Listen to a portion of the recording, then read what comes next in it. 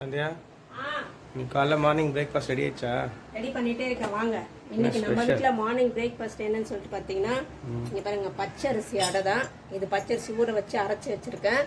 இப்போ நம்ம இதெல்லாம் என்னென்ன சேர்க்க போறோம்னு சொல்லிட்டு பார்க்கலாம்.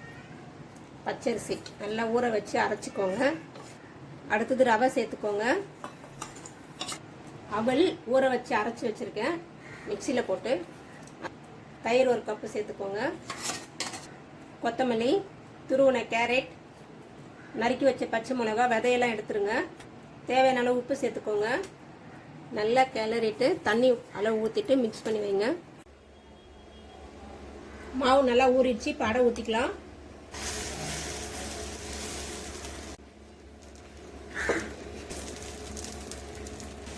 சுவையான பச்சரிசி அடை ரெடி ஆயிடுச்சு. நீங்களும் உங்கள் வீட்டில் செஞ்சு பார்த்துட்டு மறக்காம கமெண்ட் பாக்ஸில் கமெண்ட்ஸ் பண்ணிக்கோங்க. ஹாய் ஃப்ரெண்ட்ஸ், இன்னைக்கு மார்னிங் பிரேக்ஃபாஸ்ட் என்னன்னு சொல்லிட்டு பார்க்கலாம் வாங்க. ரவை ஒரு கப் எடுத்துருக்கேன். தயிர் அரை கப்பு, நறுக்கி வச்ச வெங்காயம், துருவன கேரட், கொத்தமல்லி, நறுக்கி வச்ச பச்சை மிளகா, துருவன தேங்காய், கொரன்னு அரைச்ச முந்திரி பருப்பு, குக்கிங் சோடா, தேவையான அளவு உப்பு சேர்த்துக்கோங்க. நல்லா கலந்துக்கோங்க. எண்ணெய் ஊற்றி வச்சு கொஞ்சம் கடுகு சேர்த்துக்கோங்க. உளுத்தம்பருப்பு, கொஞ்சம் பெருங்காயம் சேர்த்துக்கோங்க.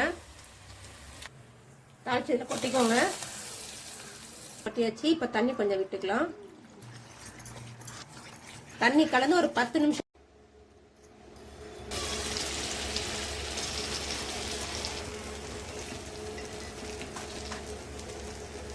சுவையான ரவை குழு பணியாரம் ரெடி ஆயிடுச்சு. நீங்களும் உங்க வீட்டில் செஞ்சு பார்த்துட்டு மறக்காம கமெண்ட் பாக்ஸ்ல கமெண்ட்ஸ் பண்ணிக்கோங்க. சாப்பிடலாமா? சாப்பிடலாமே.